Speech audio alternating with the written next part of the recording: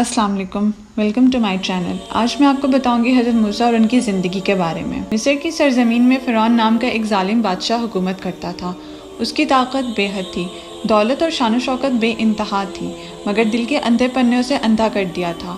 وہ انسانوں کو انسان نہیں سمجھتا تھا، بس غلام اور دشمن سمجھتا تھا۔ اس نے بنی اسرائیل پر ظلم کے پہاڑ توڑ دیے، ان کو غلام بنا دیا، مردوں کو سخت محنت پر مجبور کرتا اور عورتوں کو ذلت کا سامنا کرنا پڑتا۔ مگر فرعون کا خوف صرف یہی نہیں تھا۔ اس نے ایک دفعہ ایک خواب دیکھا کہ ایک آگ بیت المقدس کی طرف سے آئی اور پورے مصر کو جلا گئی، مگر بنی اسرائیل بچ گئے۔ کاہنوں اور جادوگروں سے تعبیر پوچھی تو بتایا گیا کہ بنی اسرائیل میں ایک بچہ پیدا ہوگا جو تیرا تخت الٹ دے گا۔ یہ سن کر فرعون نے حکم دیا کہ ہر لڑکا جو پیدا ہوگا اسے قتل کر دیا جائے۔ زمین خون سے بھر گئی، ماؤں کے دل چاک ہو گئے، لیکن اللہ کی قدرت کچھ اور تھی۔ انہی دنوں حضرت موسیٰ علیہ السلام کی ولادت ہوئی۔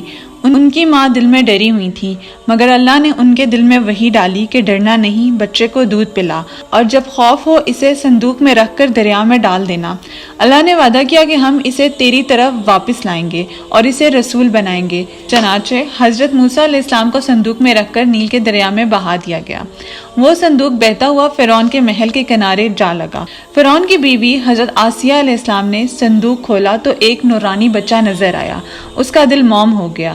اس نے کہا، اس بچے کو قتل نہ کرو، یہ ہمیں فائدہ دے گا، یا ہم اسے بیٹا بنا لیں گے۔ فرعون نے یہ بات مان لی، مگر بچہ کسی کا دودھ نہیں پیتا تھا۔ اللہ کی قدرت سے موسیٰ علیہ السلام کی بہن محل کے قریب ہی موجود تھیں۔ وہ آگے بڑھیں اور کہا کہ میں ایسی عورت کو جانتی ہوں جو اس بچے کو دودھ پلا سکتی ہے۔ وہ عورت دراصل موسیٰ علیہ السلام کی ماں ہی تھیں۔ یوں موسیٰ علیہ السلام اپنی ماں کی گود میں واپس آ گئے۔ اللہ نے اپنا وعدہ پورا کیا۔ موسیٰ علیہ السلام بڑے ہوئے تو مضبوط اور بہادر نوجوان بنے۔ ایک دن شہر میں دیکھا کہ ایک بنی اسرائیل کا آدمی اور ایک قبطی فرعونی آپس میں لڑ رہے ہیں۔ بنی اسرائیل نے موسیٰ علیہ السلام سے مدد مانگی۔ آپ نے غصے میں ایک گھونسا مارا جس سے وہ آدمی مر گیا۔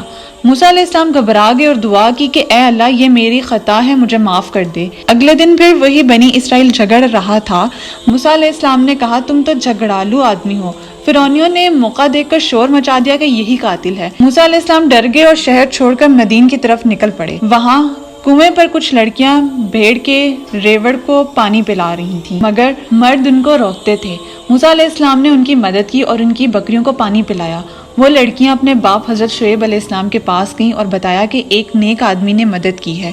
شعیب علیہ السلام نے موسیٰ علیہ السلام کو بلایا اور کہا کہ تم میری بیٹیوں میں سے ایک سے نکاح کر لو اور بدلے میں 8 یا 10 سال میرے پاس مزدوری کرو۔ موسیٰ علیہ السلام نے قبول کیا اور برسوں وہاں قیام کیا۔ ایک دن واپسی پر حضرت موسیٰ علیہ السلام نے طور کے پہاڑ پر آگ دیکھی۔ گھر والوں سے کہا کہ میں آگ لے کر آتا ہوں، مگر وہاں اللہ کا نور اور آواز آئی، اے موسیٰ، میں تیرا رب ہوں، جوتے اتار، تو وادی مقدس میں کھڑا ہے۔ موسیٰ علیہ السلام کو نبوت عطا کی گئی۔ نبوت کے بعد حضرت موسیٰ علیہ السلام کو 2 معجزے اللہ تعالیٰ نے عطا کیے، ایک عصا اور ایک یدی بیضا۔ اس کے بعد اللہ تعالیٰ نے کہا، ان معجزوں کے ساتھ فرعون کے پاس جا۔ موسیٰ علیہ السلام نے عرض کی کہ اے اللہ، میری زبان میں گرا ہے، بھائی ہارون کو میرا مددگار بنا۔ اللہ نے قبول کیا۔ دونوں بھائی فرعون کے پاس گئے اور کہا کہ ہم اللہ تعالیٰ کے رسول ہیں، بنی اسرائیل کو آزاد کر دو۔ فرعون اکڑ گیا اور بولا، میں ہی رب ہوں۔ اس نے جادوگر بلائے تاکہ مقابلہ ہو، مگر موسیٰ علیہ السلام کا عصا سب رسیاں اور ڈنڈے نکل گیا۔ جادوگر فوراً سجدے میں گر گئے اور بولے، ہم موسیٰ علیہ السلام اور ہارون کے رب پر ایمان لائے۔ فرعون غصے میں پاگل ہو گیا اور کہا تمہارے ہاتھ پاؤں کاٹوں گا اور تمہیں سولی پر چڑھا دوں گا، مگر جادوگر ثابت قدم رہے۔ فرعون نے بنی اسرائیل پر مزید ظلم ڈھایا، مگر اللہ نے موسیٰ علیہ السلام کو حکم دیا کہ راتوں رات بنی اسرائیل کو لے جاؤ سمندر کے کنارے۔ وہ سمندر کے کنارے پہنچے تو پیچھے فرعون کا لشکر آ گیا، آگے پانی تھا۔ بنی اسرائیل گھبرا گئے۔ موسیٰ علیہ السلام نے کہا، میرا رب میرے ساتھ ہے۔ جب حضرت موسیٰ علیہ السلام نے عصا سمندر پر مارا تو پانی پھٹ گیا اور راستہ بن گیا۔ بنی اسرائیل گزر گئے۔ فرعون نے لشکر سمیت پیچھا کیا، مگر پانی پلٹ آیا اور سب غرق ہو گئے۔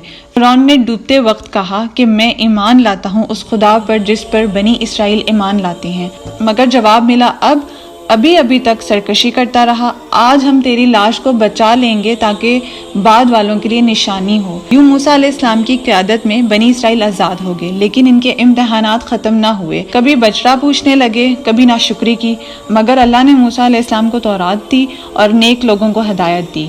حضرت موسیٰ علیہ السلام کی زندگی صبر اور قربانی اور اللہ پر بھروسے کی عظیم مثال ہے۔